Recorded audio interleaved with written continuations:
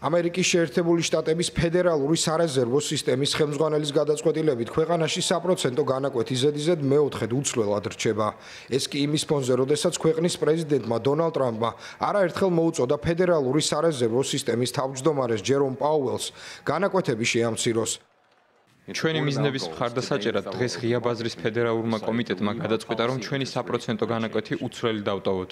ჩვენ გვჯერა, რომ მონეტარულ პოლიტიკასთან დაკავშირებული ამჟამინდელი მიდგომები სწორია. ეს იმის საშუალებას გვაძლევს, რომ დროულად უპასუხოთ პოტენციურ ეკონომიკურ რისკებს. პაუელი ამბობს, რომ განაკვეთების შენარჩუნების გადაწყვეტილება ფედერალურ სააგენტოს აძლევს შესაძლებლობას შეაფასოს თუ რა გავლენა ექნება ტრამპის გლობალურ ტარიფებს ეკონომიკაზე.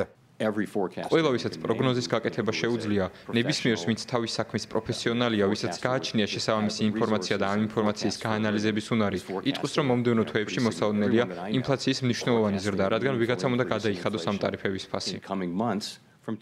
ამას კი წინ უსწრებდა დონალდ ტრამპის განცხადება, სადაც შეერთებული შტატების პრეზიდენტი გამოთქვამდა ვარაუდს, რომ პაუელი განაკვეთებს არ შეამცირებდა. მან ფედერალური სარეზერვო სისტემის თავმჯდომარე გააკრიტიკა და აღნიშნა, რომ პაუელი მის წინააღმდეგ მოქმედებს. ფაქტობრივად ფედერალურ სარეზერვო სისტემაში სულელი ყავს.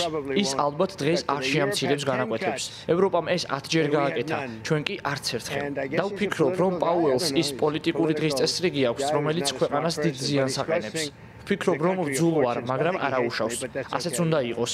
რას არ ვუწოდებ, რომ რაღაცის გაკეთება მაინც შეძლოს.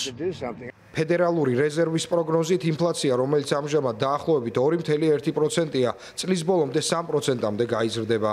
ისინი ასევე ელიან უმუშევრობის ზრდას შეერთებულ შტატებში. ჯერომ პაუელმა აღნიშნა, რომ პროგნოზების მიუხედავად ფედერალური რეზერვის წარმომადგენლები წელს განაკვეთის 2-ჯერ შემცირებას ელიან.